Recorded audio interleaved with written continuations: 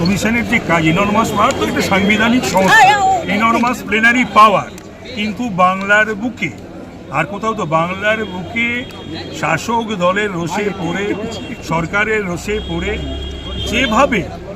যেভাবে এই এসআইআরকে ডিস্টার্ব করা হয়েছে এবং হচ্ছে, তাতে ইলেকশন কমিশনের যে ভূমিকা সেই ভূমিকা ঠিক নয়।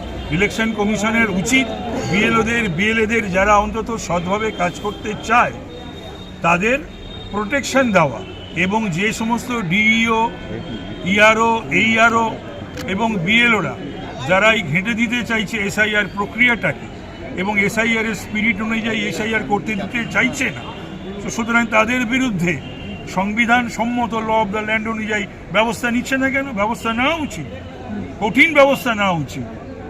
এটা কোনো কথা হলো নাকি? সারা ভারতবর্ষে এতগুলো জায়গায় হচ্ছে না, যত খুশি বাংলায়, পশ্চিমবাংলায়। বাংলাটা কি ভারতবর্ষের বাইরে না ভারতবর্ষের ল অফ দ্য ল্যান্ড এবং সংবিধানের বাইরে? কারণ বারবার দেখা গেছে ডিসক্রিপেন্সির নামে,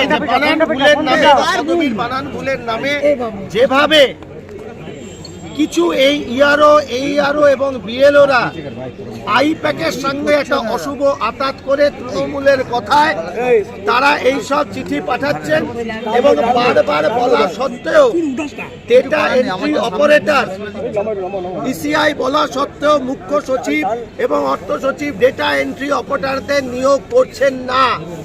কেন তারা নিয়োগ করছেন না? তৃণমূলের কথায় চলবেন না তাদের বলছি। এবং বিভিন্ন জায়গায় যেখানে হিয়ারিং হচ্ছে সেখানে দেখা যাচ্ছে তৃণমূলের গুন্ডা বাহিনী সেখানে বসে রয়েছে, মাইক চালিয়ে তারা সেখানে নয় থ্রেট দিচ্ছে, নয় বক্তব্য রাখছে, প্রভাবিত করছে, যারা আছে তাদেরকে থ্রেট দেওয়া হচ্ছে। তাদের এই সবের বিরুদ্ধে আমরা আজকে ডিইও নর্থের কাছে এখানে ডেপুটেশন দিতে এসেছি। ইলেকশন কমিশন কেন কোনো ব্যবস্থা নিচ্ছে না?